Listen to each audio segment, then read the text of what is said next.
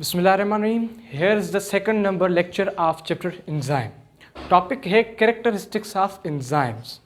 First of all मैंने आपको previous lectures में ये बताया था कि enzymes are produced inside the living cell, जिसको हम प्रोटोप्लाज्म कहते हैं।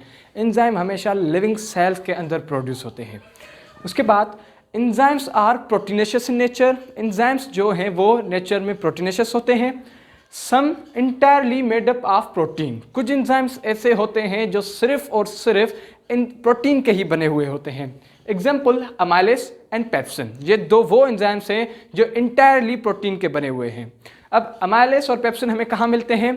अमाइलेस हमें एक तो सलाइवा में मिलता है, उसके अलावा जो पेनक्रियाज से पेनक्रियाटिक जूस रिलीज होता है उसमें भी अमाइलेस मौजूद होता है। इसका काम क्या है? ये स्टार्च को डाइजेस्टिव सिस्टम में स्टार्च को डाइजेस्ट करता है। उसके अलावा पेप्सिन, पेप्सिन गैस्ट्रिक जूस में से रिलीज होता है जो हमें स्टमक में मिलता है।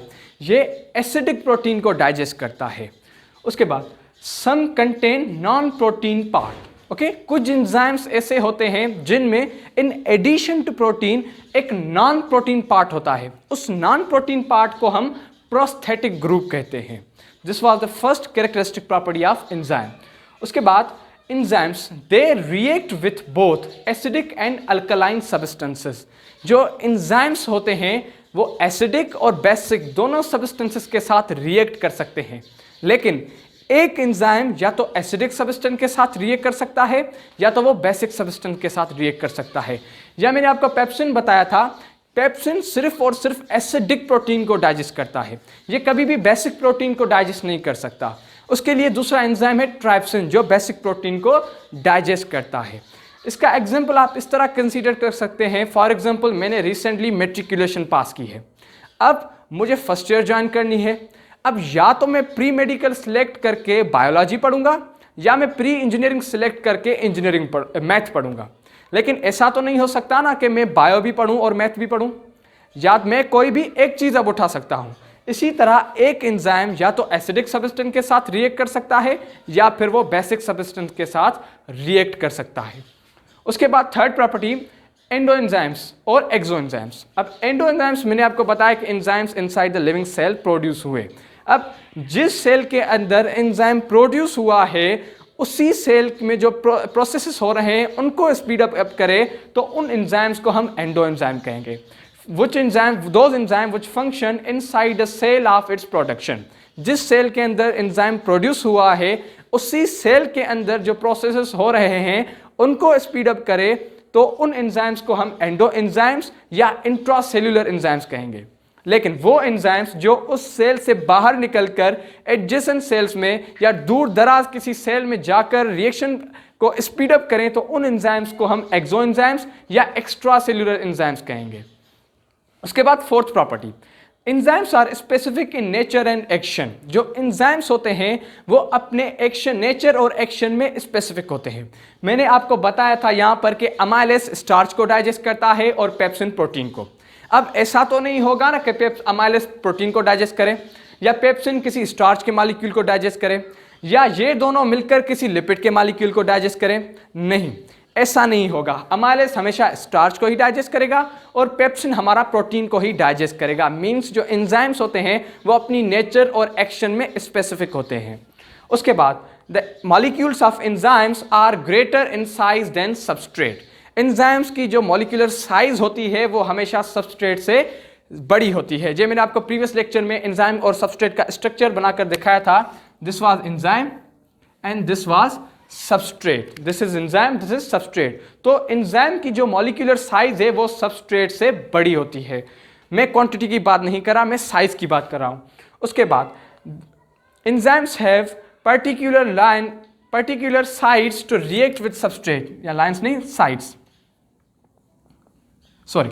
एंजाइम्स में पर्टिकुलर साइट्स होती हैं टू रिएक्ट विद सबस्ट्रेट, जिसको हम एक्टिव साइट कहते हैं। एंजाइम्स में कुछ साइट्स मौजूद होती हैं पर्टिकुलर, जहां पर सबस्ट्रेट आकर अटैच होता है, उस साइट को हम एक्टिव साइट कहते हैं। दिस इज एक्टिव साइट, जहां पर ये सबस्ट्रेट आकर अटैच होगा। उसके बाद enzymes are required in very small quantity. जिस क्वांटिटी में एंजाइम्स की रिक्वायरमेंट होती है, एंजाइम्स हमें स्मॉल क्वांटिटी में रिक्वायर्ड होते हैं। इसको आप इस तरह कंसीडर कर सकते हैं कि एक क्लास है जहां पर 50 स्टूडेंट्स होते हैं और एक टीचर होता है। एक टीचर ही काफ़ी होता है जो उन 50 स्टूडेंट्स को संभाल लेता है। इसी तरह एक एंजाइम ही काफ़ी होता है जो 50 सबस्ट्रेट में बहुत बड़ी तादाद तक चेंज ला सके। इसी तरह enzymes are required in a small quantity. उसके बाद certain ions or salts which increase enzyme activity are called activators. कुछ ions और salts ऐसे होते हैं जो enzyme की एक्टिविटी को और भी बढ़ा देते हैं। एक रिएक्शन जो एंजाइम्स के बगैर स्लोली प्रोसीड हो रहा था, एंजाइम ने आकर उसको स्पीड अप किया। लेकिन ये कुछ आयंस एक्टिवेटर्स, आयंस और साल्ट्स ऐसे होते हैं जो उसको और भी इंक्रीज कर देते हैं। तो इन आयंस और साल्ट्स को हम एक्टिवेटर्स कहते हैं। फॉर एग्जांपल मैंगनीज, निकल और मैग्नीशियम वो आयंस हैं जो एंजाइम की एक्टिविटी को और भी इंक्रीज करते हैं। उसके बाद certain factors which decrease enzyme activity are called inhibitors. फिर कुछ फैक्टर्स ऐसे होते हैं जो एंजाइम की एक्टिविटी को डिक्रीज कर देते हैं, जिनको हम इनहिबिटर्स कहते हैं। वो कौन से हैं? Examples are substrate concentration, the concentration of substrate. मैंने आपको एग्जांपल बताया था, एक क्लास में 50 स्टूडेंट हैं और एक टीचर है जो उन सबको कंट्रोल कर रहा है। फॉर एग्जाम्पल मैं 50 से स्टूडेंट्स की तादाद 200 कर देता हूँ। अब ये एक टीचर के लिए बहुत ही मुश्किल हो जाएगा कि वो 200 स्टूडेंट को संभाल सके। तो इस तरह एंजाइम की एक्टिविटी जो है वो डिक्रीज हो जाएगी। दूसरा फैक्टर है एंजाइम कंसंट्रेशन। फॉर एग्जांपल एक क्लास में मैंने 200 स्टूडेंट तो कर दिए, लेकिन उधर मैंने 4 टीचर्स भी हायर किए हैं। लेकिन फिर मैं उन टीचर्स की यानी एंजाइम्स की कंसंट्रेशन को फिर से डिक्रीज करके 2 कर दूं, फिर 2 टीचर्स 200 स्टूडेंट्स को फिर से नहीं संभाल पाएंगे और एंजाइम की एक्टिविटी डिक्रीज हो जाएगी। उसके बाद third factor is pH.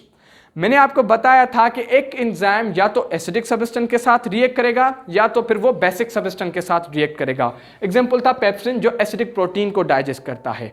Okay, but अगर मैं पेप्सिन को उठाकर इसे किसी बेसिक प्रोटीन के साथ मिला दूं तो ये उसको डाइजेस्ट नहीं कर पाएगा, बिकॉज बेसिक सब्सटेंस की जो पीएच है वो उसके एसिडिक से बड़ी वो 7 और 14 के बिटवीन है, मीन बेसिक वाली है।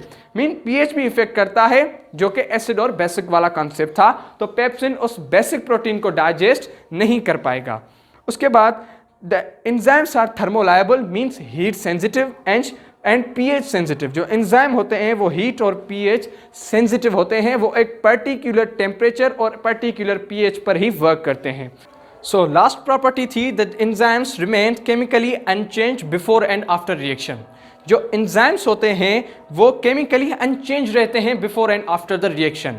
ये मैंने आपको प्रीवियस लेक्चर में भी the mechanism of the reaction which involve enzyme में दिखाया था कि रिएक्शन में मैंने एंजाइम्स जो हमारे बिफोर द रिएक्शन जिस कंडीशन में मैंने यूज़ किया था, आफ्टर द रिएक्शन मुझे उसी कंडीशन में वापस मिल रहा था। So the enzymes remain chemically unchange before and after the reaction. जो एंजाइम होते हैं वो before and after the reaction वो अनचेंज रहते हैं। So this were the characteristics of enzyme. Thank